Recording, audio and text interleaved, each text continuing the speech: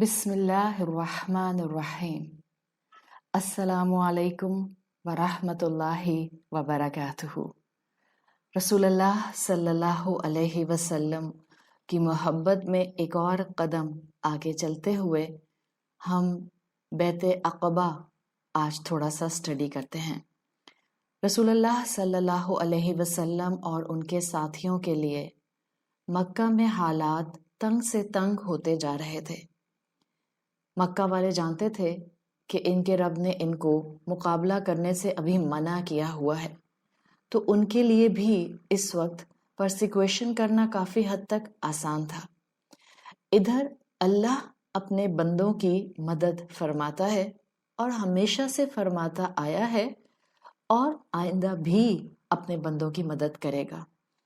उस वक्त के लोगों को भी ये बताना मकसूद था और हम जैसे बाद में आने वालों के लिए भी हिम्मत के बड़े सबक इसमें मौजूद थे। मक्का में हालात तंग थे। ताइफ वालों ने रसूलुल्लाह सल्लल्लाहु अलैहि वसल्लम को कबूल नहीं किया। आपकी ज़ौजा हज़रत खतीजा रदी अल्लाहु अन्हा अल्लाह के पास जा चुकी थीं। आपके प्रोटेक्टर अबू तालिब भी अब मक्का में मौजूद नहीं थे। इधर यस्रब में, मदीना का पुराना नाम यस्रब आता है, यासारोबा। यस्रब में इधर दो मेन कबीले थे, औस और खजरज। खजरज ज़रा बड़ा था, औस छोटा था। इनकी बहुत पुरानी दुश्मनी आपस में चलती थी और हर वक्त लड़ते रहते थे। दूसरी तरफ यस्रब में ज्यूस यानी यहूद भी आबाद थे और ये मदीना आकर इसलिए आबाद हुए थे कि इनके रिलीजियस टेक्स्ट में ये था कि अब जो ईसा अलैहिस्सलाम के बाद नबी आएगा वो खजूरों वाले मैदान के, खजूरों वाली ज़मीन के जगह पर आएगा। ये यहूद औस और खजरज और यस्रब के लोगों को अक्सर बताया करते थे कि तुम्हारी तरफ एक नबी आएगा। और ये यहूद आइडल्स को वर्शिप नहीं करते थे, औस और खजरज आइडल वर्शिपिंग करते थे, मुशरिक थे। लेकिन यहूद इनको बताया करते थे कि एक ही अल्लाह है और किस तरह से नबी आकर तुम्हारे अकायद को भी दुरुस्त कर देगा। हज का मौका आया और यस्रब से खजरज के कबीले से 7 मर्द हज के लिए मक्का आए।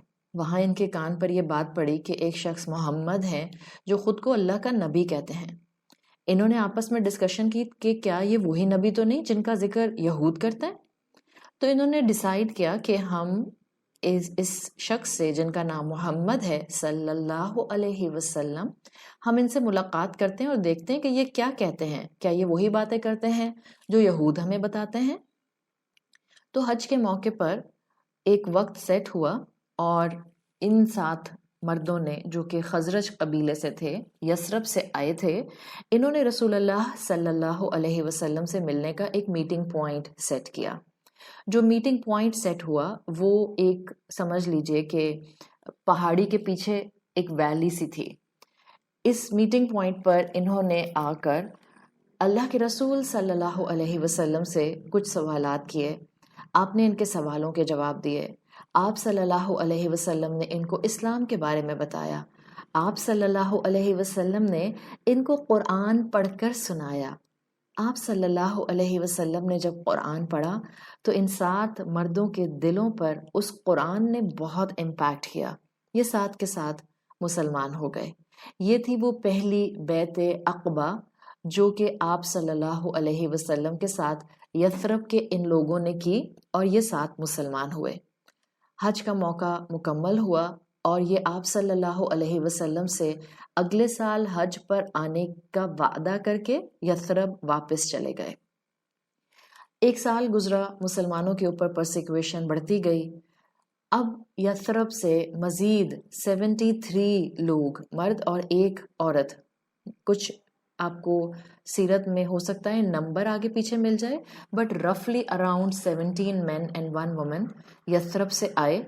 और ये ज़रा वो लोग थे जिनकी یو کین سے کہ ذرا انفلوئنشل لوگ تھے، اس لیے کہ وہ جو 7 لوگ پہلے گئے تھے انہوں نے واپس یثرب جا کر اپنی فیملی اور فرینڈز میں اسلام کی یہ باتیں جو رسول اللہ صلی اللہ علیہ وسلم سے سنی تھیں انہوں نے ڈسکس کی تھیں، تو وہاں اور مسلمان ہو گئے تھے.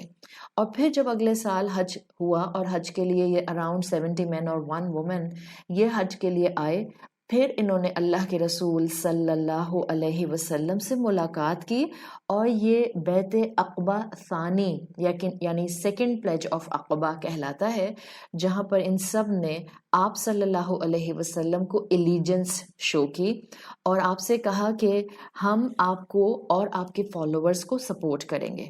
یہ وہ موقع تھا سیکنڈ حج کا جس کے اوپر الحمدللہ آپ صلی اللہ علیہ وسلم نے پھر اپنے صحابی مصعب بن عمیر رضی اللہ عنہ کو ان کے ساتھ بھیج دیا کہ وہ ان کو جا کر قرآن کی اور اسلام کی تعلیم دیں.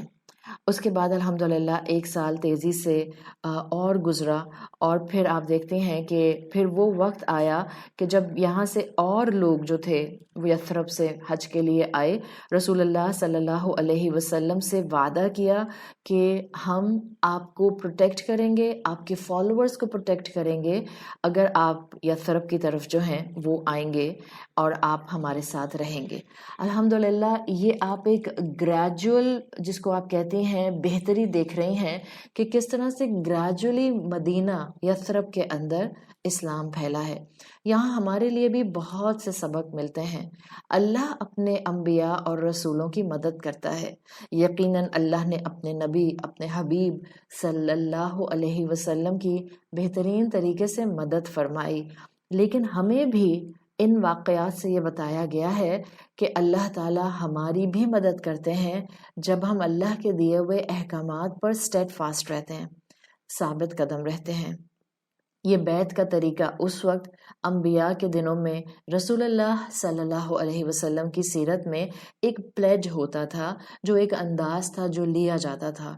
ظاہر ہے اس وقت کوئی اور اللہ کا ریپرزنٹیٹیو نہیں ہوتا تھا. جب زمین پر کوئی نبی یا رسول ہوتا تھا تو ایک نبی یا رسول سے بیعت لینا it was completely a different matter. تو اللہ کے رسول صلی اللہ علیہ وسلم کی مدد کی گئی. ادھر یہ سب میٹنگز آلدو بہت اوپنلی نہیں ہو رہی تھیں رسول اللہ صلی اللہ علیہ وسلم سے، لیکن یہ معلوم ہو رہا تھا مکہ والوں کو کہ مسلمان نمبرز میں بڑھتے جا رہے ہیں، ہمارا ظلم ان کے نمبر کو رسول اللہ کے فالوورز کو کم نہیں کر رہا بلکہ بڑھاتا جا رہا ہے. تو اب ایک وقت آیا کہ انہوں نے بھی انتہا کر دی ظلم کی. اس پر اللہ کے رسول صلی اللہ علیہ وسلم نے اپنے فالوورز جو کہ مکہ میں موجود تھے ان سے کہا کہ الحمدللہ اب ہمارے سپورٹرز یثرب میں موجود ہیں، مسلمان بھائی موجود ہیں، and they are ready to protect us. تو اب آپ صلی اللہ علیہ وسلم نے مسلمانوں کو حکم دے دیا کہ آپ لوگ اب مدینہ ہجرت کرنا شروع کر دیں. جب مکہ کے لوگوں نے یہ دیکھا کہ اب نمبر بھی گرو کر رہے ہیں مسلمانوں کے اور رسول اللہ صلی اللہ علیہ وسلم کو یثرب کی سپورٹ بھی مل گئی ہے، اور ڈیفینیٹلی یثرب میں اوس اور خزرج ایک بڑے ریناؤنڈ قبائل کے اندر آتے ہیں، ان کی بیکنگ مل جانا، ان کی پروٹیکشن مل جانا، ان کی جوار، عربی زبان میں پروٹیکشن کو جوار کہتے ہیں، ان کی پروٹیکشن مل جانا یعنی یہ مسلمانوں کے لیے ایک فائدہ مند اینگل اور ایک فائدہ مند ڈائمنشن تھا جو کہ قریش کے کفار کو نظر آ رہا تھا. تو مسلمانوں نے نکلنا شروع کیا تو ان کے بھی پلاننگ اور ان کے بھی جو پلاٹس تھے وہ ذرا سخت ہوتے گئے. انہوں نے آخر کار یہ پلاٹ کیا کہ اب کیونکہ مسلمان یہاں سے نکلنا شروع ہو گئے ہیں اینڈ دے ول اسپریڈ مور، جب ان کو باہر سپورٹ مل جائے گی تو نعوذ باللہ انہوں نے پلان کیا کہ ہم روٹ کو ہی ختم کر دیتے ہیں. کیونکہ ابھی اللہ کے رسول صلی اللہ علیہ وسلم مکہ میں موجود تھے تو ان مکہ کے کفار نے مل کر پلان کیا کہ ہم نعوذ باللہ رسول اللہ صلی اللہ علیہ وسلم پر حملہ کریں گے، ان کو ختم کر دیں گے تاکہ اسلام کا کنیکشن اور روٹ ہی بریک ہو جائے. سو یہ تھی بیعت محمد صلی اللہ علیہ وسلم جو آپ کو سیرت کی کتابوں میں بیعت اولا اور بیعت عقبہ کے نام سے ملتی ہے. Pledge of Aqabah 1 and the pledge of Aqabah 2. Yathrib کے لوگوں نے 2-3 سال ملاقات کر کے یہ بیعت آپ صلی اللہ علیہ وسلم سے کی تھی. یعنی یہ بیعت آپ کو ایک بتاتی ہے کہ اس وقت آپ اور میں اللہ کے رسول صلی اللہ علیہ وسلم سے یہ بیعت اس طرح سے نہیں کرتے جیسے کہ فزیکلی کی جاتی تھی. یاد رکھیں آپ صلی اللہ علیہ وسلم نے کبھی کسی خاتون سے اس طرح سے ہاتھ پر ہاتھ رکھ کر بیعت نہیں فرمائی. ایک کپڑے کا سرا آپ صلی اللہ علیہ وسلم پکڑتے تھے اور ایک دوسرا کپڑے کا سرا خاتون مسلمان پکڑتی تھی اور بیعت لی جاتی تھی. آج اللہ کے رسول صلی اللہ علیہ وسلم موجود نہیں ہیں. آپ صلی اللہ علیہ وسلم سے بیعت کرنا یہی ہے کہ ہم اپنی محبت اور اپنی وفاداری آپ صلی اللہ علیہ وسلم کو دے دیں وربلی، دل کے طور پر، اپنی عقل کو وحی کے تابع کر کے، اپنی عقل کو احادیث کے تابع کر کے. اور جب ہم ایک دفعہ اللہ کے رسول صلی اللہ علیہ وسلم کا مقام پہچان لیں تو پھر ہم آپ کی تعلیمات پر عمل کرنے کی حد ممکن کوشش کریں، پھر ہم قرآن کے احکامات پر عمل کرنے کی ہر ممکن کوشش کریں. بیعت محمد صلی اللہ علیہ وسلم کا اس وقت تقاضا ہے کہ ہم اللہ کے رسول صلی اللہ علیہ وسلم کو اللہ کا حبیب، اللہ کا خلیل، اللہ کا آخری رسول، آخری نبی کنسیڈر کریں. اپنے ایمان کو اپنے اندر اور اپنے آس پاس مسلمانوں میں اس کو پختہ کریں کہ اب اللہ کے رسول صلی اللہ علیہ وسلم کے بعد کوئی نبی، کوئی رسول نہیں آئے گا. آپ آخری رسول تھے، آپ کی ٹیچنگز کامل ہیں، صرف آپ کی اطاعت جو تھی وہ انکنڈیشنل تھی.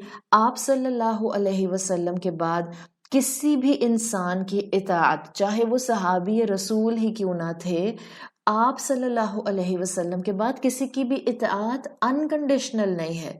صرف اللہ اور اللہ کے حبیب صلی اللہ علیہ وسلم کی اطاعت انکنڈیشنل ہوتی ہے. تو ہمیں اپنے کانسیپٹس مضبوط کرنے کی ضرورت ہے. ہمیں ایک دوسرے کو جو دین کا کام کرتے ہیں ان کو سپورٹ کرنے کی ضرورت ہے.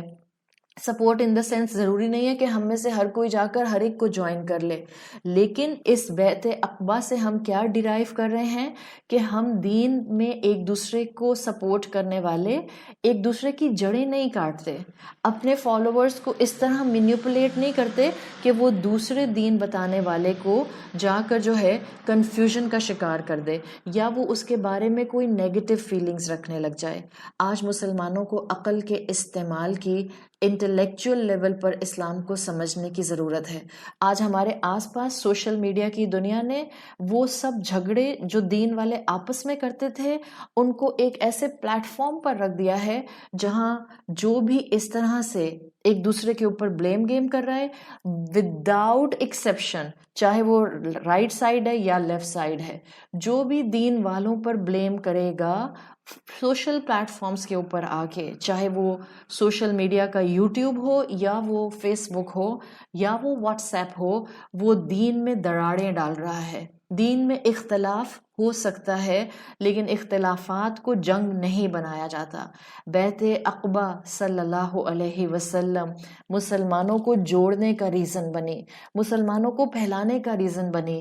رسول اللہ صلی اللہ علیہ وسلم کی فالوئنگز کو آگے دنیا میں انکریز کرنے کا موقع اس بیعت نے دیا. اگر ہم مسلمان اس طرح سے سوشل پلیٹ فارمز پر ایک دوسرے کو گالیاں نکالیں گے اور ایک دوسرے کو برا بھلا کہیں گے اور ایک دوسرے کے لیے ویڈیوز بنا بنا کر پوسٹ کریں گے، ہم اسلام کو ڈیمیج کر رہے ہیں. آپ کتنے بھی علم والے ہیں، آپ امت کو ڈیمیج کر رہے ہیں، آپ آنے والی نسلوں کو اسلام سے متنفر کر رہے ہیں. آپ آج کی موجود یوتھ کو لڑ کر اسلام کی خوبصورتی نہیں، مسلمانوں کا فساد شو کر رہے ہیں. اللہ ہمیں اصل میں علم والا، رسول اللہ صلی اللہ علیہ وسلم کا اصل امتی، آپ صلی اللہ علیہ وسلم کا اصل فالوور بننے کی توفیق عطا فرمائے. اللہ ہمیں فتنوں سے محفوظ رکھے. اللہ ہمیں کفار کی جو طرف سے آنے والی آزمائشیں ہیں اور جو ان کے پروپیگنڈاز ہیں ان سے محفوظ رکھے. ہمارا کام کفار کے پروپیگنڈا پر فوکس کر کے خود کو عمل سے دور کرنا نہیں ہے. بیعت محمد صلی اللہ علیہ وسلم، بیعت عقبہ یہ بتا رہی ہے کہ اللہ کے راستے پر چلنے والوں کو ساتھی وہاں سے ملتے ہیں جہاں سے وہ تصور بھی نہیں کر رہے ہوتے، بالکل جیسے اللہ کی مدد ایسے آتی ہے جہاں سے انسان تصور بھی نہیں کر رہا ہوتا۔ آئیے اللہ کے رسول صلی اللہ علیہ وسلم کی نبوت پر ایمان لانے والے، آپ کی تعلیمات کو تھامنے والے بن جائیں، قرآن پر عمل کرنے والے بن جائیں، اختلافات کے باوجود ڈیسنٹ طریقے سے اختلاف رکھتے ہوئے ایک دوسرے کی عزت کرنے والے اور عزت کروانے والے بن جائیں۔ اللہ کے حبیب صلی اللہ علیہ وسلم نے ہمیں یہی درس دیا ہے۔ اللہ ہمیں رسول اللہ صلی اللہ علیہ وسلم کی شفاعت صغری نصیب فرمائے۔ سبحانک اللہم و بحمدک نشہد ان لا الہ الا انت نستغفرک و نتوب الیک۔ السلام علیکم ورحمۃ اللہ وبرکاتہ۔